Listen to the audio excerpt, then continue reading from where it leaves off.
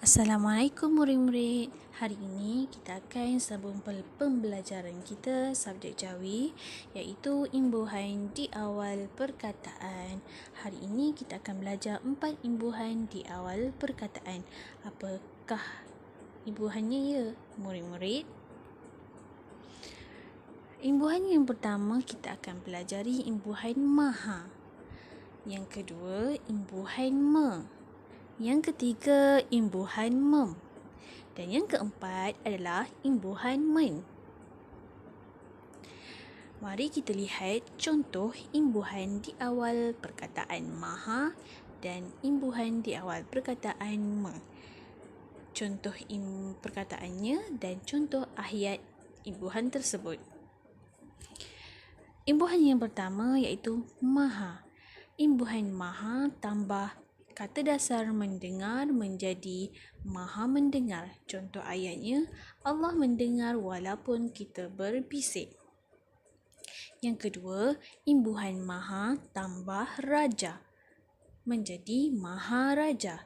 Contoh ayat, Maharaja mengahwinkan puterinya dengan Sultan Melaka. Maharaja. Contoh lain bagi imbuhan maha seperti contoh maha guru. Ali mempelajari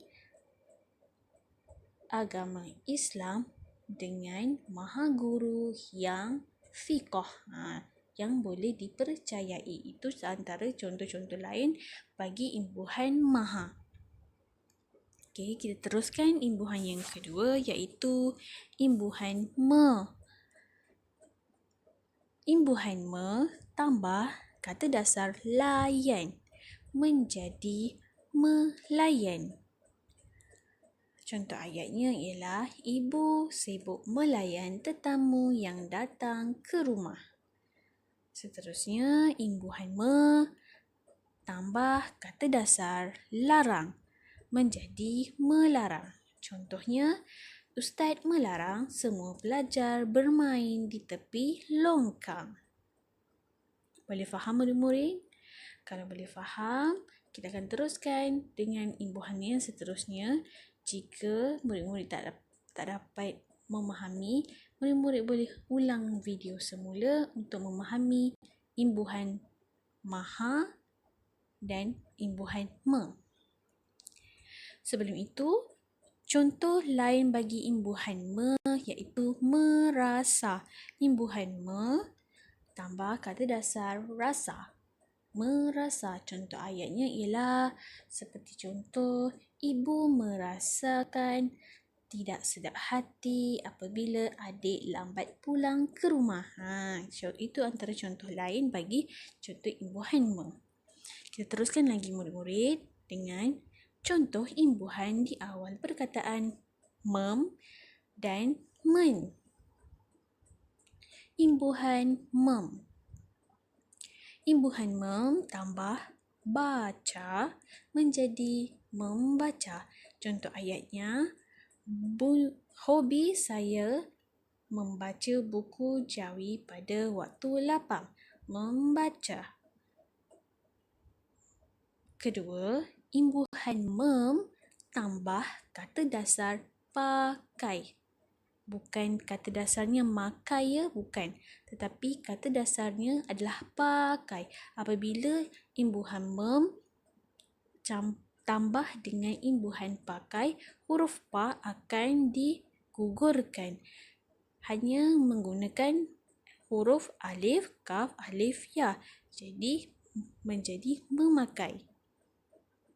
Seperti contoh ayatnya ialah adik merasa gembira apabila memakai baju baharu yang abang belikan untuknya.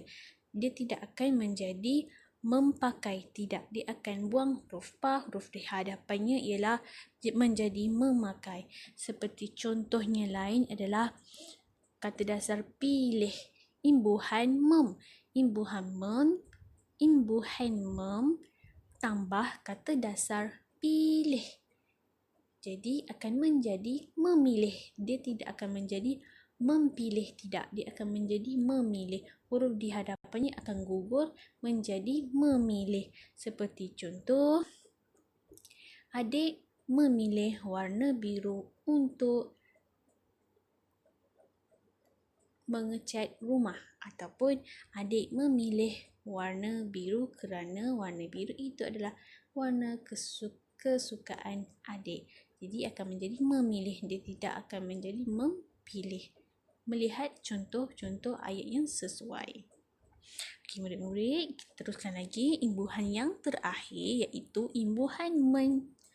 Imbuhan men tambah kata dasar daki menjadi mendaki. Contoh ayat, kakak meminta izin ayah untuk menyertai program mendaki Gunung Pulai.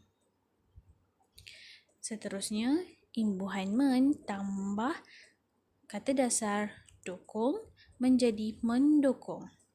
Ibu meminta saya untuk mendokong adik kerana ibu ingin solat. Contoh lain bagi contoh imbuhan men adalah